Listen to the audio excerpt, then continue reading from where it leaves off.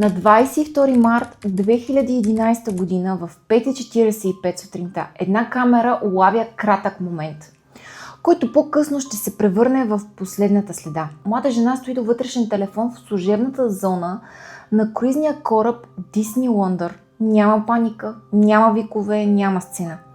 Само един кратък момент. Тя изглежда разстроена, сякаш води разговор, който не иска да води. Минава колега, спира, пита я дали е добре. Тя отговаря тихо: да, добре съм. И това е всичко. Няма драматичен край на записа. Няма сигнал за бедствие. Няма нищо, което да подсказва какво предстои. Само няколко секунди и после тишина. Това е последният момент, в който някой може със сигурност да каже: Ребека Кориан беше тук. Няколко часа по-късно тя не се явява на работа. Корабът е претърсен. Палубите, кабините, камерите, после морето, и от нея няма абсолютно нищо. Не говорим за малка лодка, не говорим за хаотично място без контрол.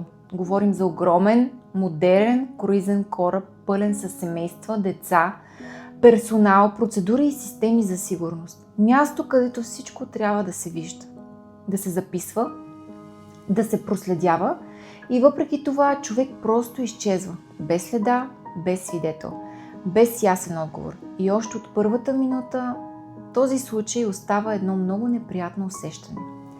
Не само защото е тъжен, а защото всяка версия, всяко обяснение, всяка официална позиция сякаш не достига.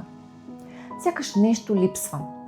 Дали някой не знае достатъчно или някой знае повече, отколкото казва. Аз съм Ирена, налейте си чаша чай, настанете се удобно и ако харесвате такива истории, абонирайте се за T-Files. Ще се радвам да сте тук. Ребека Кориан е на 24 години от Честър, Англия. В репортажите за нея почти всеки използва едни и същи думи. Енергична, спортна, усмихната, човек, който обича да работи с деца. Ребека е учила в университета Ливърпул Хоуп.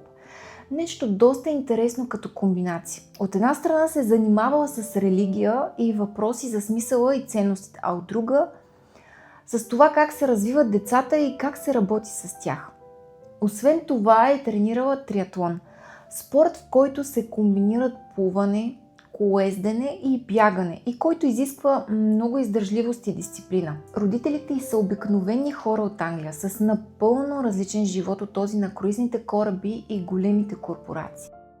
Ребека работи на борда с деца, грижи се за тях и организира занимания, нещо, което наистина я харесва. А хората, които се я познавали, казват, че много бързо са се привързвали към нея, защото е била мила, спокойна и лесна за общуване. Това е важно, защото когато по-късно се появяват теории за депресия, внезапно самоубийство или двойствен живот, трябва да помним как изглежда човекът в проверените източници, а не в по-късните форумни фантазии. Ребека вече познава този живот. Корабът не е ново и непознато място за нея. Тя е работила на кораб и преди. Свикнала е с ритъма, с екипажа, с правилата и с това странно усещане да живееш и работиш седмици наред насред морето.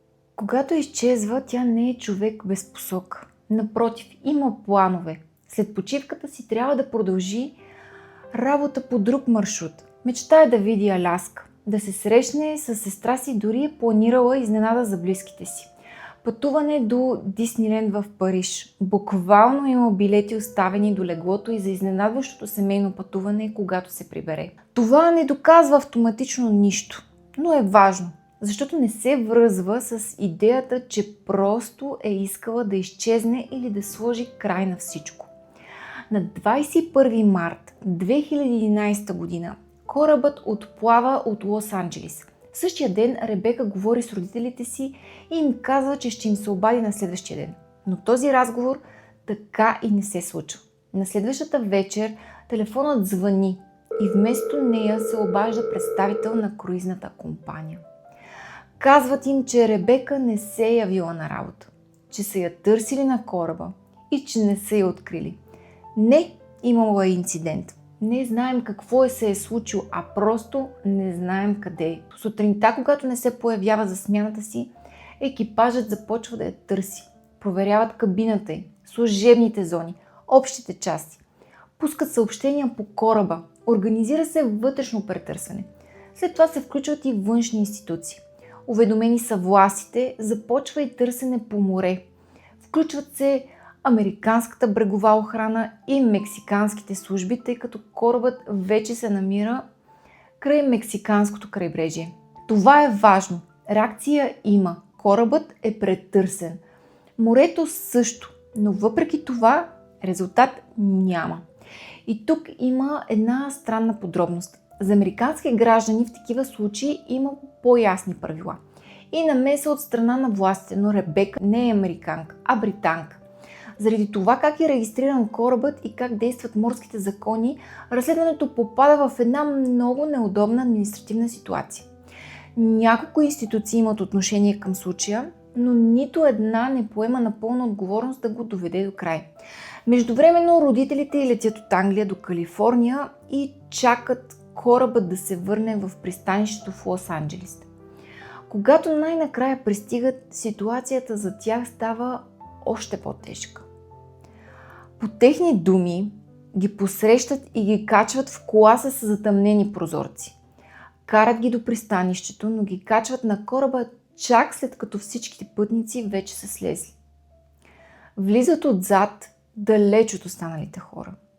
Още от първият момент в тях остава усещането, че всичко се случва твърде тихо, сякаш някой се опитва да държи историята далеч от очите на хората. След това ги водят в малка стая, там им показват последния запис. На него Ребека е в служебен коридор до вътрешен телефон, облечена обикновено. Говори, в един момент започва да плаче. Минава колега, спира, пита я дали е добре, тя му казва, че е добре. И това е последният момент, в който тя е видяна. Показват им вещите й и после ги молят да ги вземат. За родителите това е един от най-трудните моменти, защото вместо усещането, че всичко тепърва започва, че ще има разследване, че ще се търсят отговори, те получават вещите на дъщеря си. Сякаш историята вече върви към край. После идва и версията, която им се представя. Според разказа на семейството, капитанът им казва, че е възможно Ребека да е отишла до външна зона на кораба, може би за да остане сама и да се успокои. И силна вълна да я е помела зад борда. На хартия това звучи като възможно обяснение, но когато семейството вижда мястото, остава скептично. Майка й казва, че там има висок парапет и метална преграда и че е трудно да си представи как човек просто пада оттам. Според тях това не е открит ръб, от който лесно можеш да бъдеш изхвърлен. Това не доказва, че инцидентът е невъзможен, но прави версията вълна е помила и това е всичко много по-трудна за приемане. И тук идва още един детайл. Джапанките. Говори се, че край една от външните зони на палубата са намерени джапанки, за които се предполага, че може да са били на Ребека. На пръв поглед това звучи като следа, но отново няма яснота. Няма официално потвърждение, че са нейни. Някои твърдят, че може да са. Други хора, включително нейна приятелка, казват, че не приличат на това, което тя обикновено е носила. Като стил и дори не са били нейният номер. И така, още един детайл, който звучи конкретно, се оказва несигурен. Връщаме се към най-важното. Последният разговор. Ребека говори по вътрешната линия с нейна колежка от кораба. Тя е един от последните хора, които са чули гласа й. Но разговорът не дава яснота. Жената е силно разстроена. Казва само, че в началото Ребека е била притеснена, но към края се успокоила. Няма запис, няма подробности, няма обяснение. По-късно се предполага, че разговорът може да е бил свързан с лични отношения. Но това остава на ниво предположение. А колегата от видеото? Да, той е разпитан. По официална информация са проведени интервюта с екипажа, включително хората, които са били последно с нея. Но няма публични детайли. Не знаем какво точно е казал, не знаем какво е видял, имало е разследване, изпратен е детектив, направени са претърсвания, проведени са разпити и са прегледани записи. Но от другата страна има и критики, че разследването е било ограничено и не е било достатъчно задълбочено. И точно тук историята започва да става по-голяма. Това вече не е само въпросът какво се е случило с Ребека, А и кой всъщност трябва да разбере какво се е случило? Корабът е регистриран в Бахамите, а това означава, че именно бахамските власти поемат водещата роля в разследването. И тук започват въпросите. В британския парламент през ноември 2011 година един депутат казва нещо доста директно. Че от страна на Бахамите е изпратен един служител на кораб с хиляди хора и че направеното изглежда много ограничено. В същото време официалната позиция на бахамската полиция е различна. Според тях, старши детектив е бил изпратен веднага. Прекарал е няколко дни на борда, правени са претърсения, преглеждани са записи от камерите. Две версии, и двете официални, и двете публични, и точно това е проблемът. Не, че няма информация, че тя не съвпада. Затова случаят стига до британския парламент. Но там разговорът вече не е само за Ребека. Говори се за нещо по-голямо, за това как работи системата. Хора пътуват на кораби на големи компании, често свързани с САЩ и Великобритания. Но ако нещо се случи, разследването зависи от държавата, в която е регистриран корабът, която може да е далеч и с по-ограничени ресурси.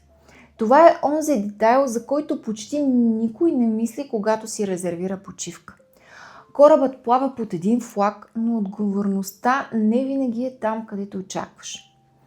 По-късно британското правителство официално заявява, че тяхната служба за разследване на морски инциденти изобщо няма правомощие по случая, защото корабът не е британски и не се намира в британски води. С други думи, има обществен натиск, има дебати, има обещания, но това не означава, че някой наистина може да поеме случая изцяло. И тук идва още нещо, което прави историята още по-странна. Британският журналист Джон Ронсън, който по-късно се качва на същия кораб и говори с част от екипажа, описва няколко разговора, които оставят много неприятно усещане. Един служител му казва нещо просто. Тук всичко е представление. По-късно, когато става дума за изчезването, първо казва, че не знае нищо, а после добавя: това не се е случило. Знаеш, че това е отговорът, който трябва да дам. Това не доказва, че нещо е прикривано, но показва нещо друго. Култура, в която контролът върху това какво се казва е много важен. И когато го съчетаеш с усещането на семейството, че е държавно на разстояние, започваш да разбираш защо този случай не изчезва с времето. Защото тук въпросите не са само какво се е случило, а и кой има интерес какво ще чуем за него. Сега стигаме до версиите. Най-важното е всяка от тях да бъде назована ясно и честно. Първата и най-често обсъждана версия е, че става дума за инцидент. Тоест, нещо се е случило в един лош момент. Подхлъзване, силен вятър, загуба на равновесие и падане зад борда. Тази версия има своята логика. Корабът е бил претърсен и Ребека не е открита никъде на борда. Няма публични доказателства за престъпление. А от страна на бахамската полиция се казва, че няма данни някой друг да е замесен. Според близка нейна приятелка, Ребека е обичала да стои сама на палубата, особено в зоната известна като палуба 5. Това е място, където е по-тихо, по-самотено, далеч от шума и хората. А когато си сам, уморен, може би разсеян, понякога е достатъчен един момент. Но точно тук идва и слабата страна на тази версия. Защото мястото, за което най-често се говори, не изглежда като зона, от която лесно можеш просто да паднеш. Има метални стени, има парапети, не е открит ръб без защита. Това не означава, че инцидент е невъзможен, но означава, че не е толкова просто обяснение, колкото звучи на пръв поглед. Втората версия е, че става дума за самоубийство. Тя идва основно от това, което виждаме в последния запис. Ребека изглежда разстроена. Говори по телефона рано сутринта, а след това изчезва. Около това се появяват и разговори за напрежение в личния живот. Някои колеги и хора, които са я познавали, предполагат, че обаждането може да е било свързано с проблемна връзка. Дори сред част от екипажа се е разпространила именно такава версия, че това е причината. Но тук трябва да сме много внимателни. Няма публично доказателство, че тя сама е скочила зад борда. Дори официалните позиции не го твърдят като факт. И от другата страна стоят родителите й, които казват нещо много важно. че Ребека имала планове. Мислила е за бъдещето, за следващите си пътувания, за срещи с семейството. Не е изглеждала като човек, който се е отказвал от всичко. Това не изключва напълно тази версия, но означава, че тя остава само предположение, без ясни доказателства зад нея. Друга версия е, че може да става дума за престъпление и опит нещо да бъде скрито. Тук вече нещата стават по-чувствителни и е важно как се говори за тях. Не става дума за крайни твърдения, но има хора, включително семейството, частни разследващи и дори политици, които смятат, че не всичко е изяснено и че може да има информация, която не е стигнала до публичното пространство. Има критики, че разследването е било твърде повърхностно. Има усещане, че семейството не е имало пълен достъп до хората на борда, които може би са видели или чули нещо важно. А има и един по-общ въпрос. Как е възможно на толкова наблюдавано място, с камери и процедури, да няма ясен отговор какво точно се е случило? Понякога тук се появяват и по-необичайни идеи. Например, че Ребека изобщо не е напуснала кораба веднага. Че може да е била задържана по някаква причина и едва по-късно при достигане на брега да е изведена. Това е една от тези мисли, които се появяват именно заради празните места в историята. И може би за това тази версия остава не като отговор, а като въпрос, който продължава да стои отворен. Последната теория, най-слабата според мен, е доброволно изчезване. Че Ребека сама е изчезнала, че по някакъв начин не успяла да слезе от кораба или да се укрие. И честно казано, това е по-скоро надежда, отколкото версия. В първите месеци семейството се е държало и за тази мисъл, че може би е стигнала до брега, че може би се е скрила, че може би просто има нужда от време или помощ. И това е напълно човешко. Когато нямаш отговор, започваш да се хващаш за всичко, което оставя поне малка възможност човека да е жив.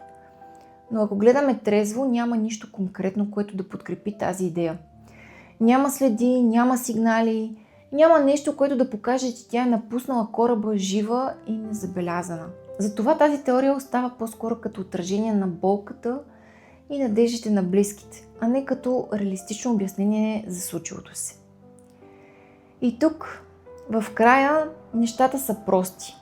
Случаят с Ребека не е разкрит и до днес, повече от 15 години по-късно.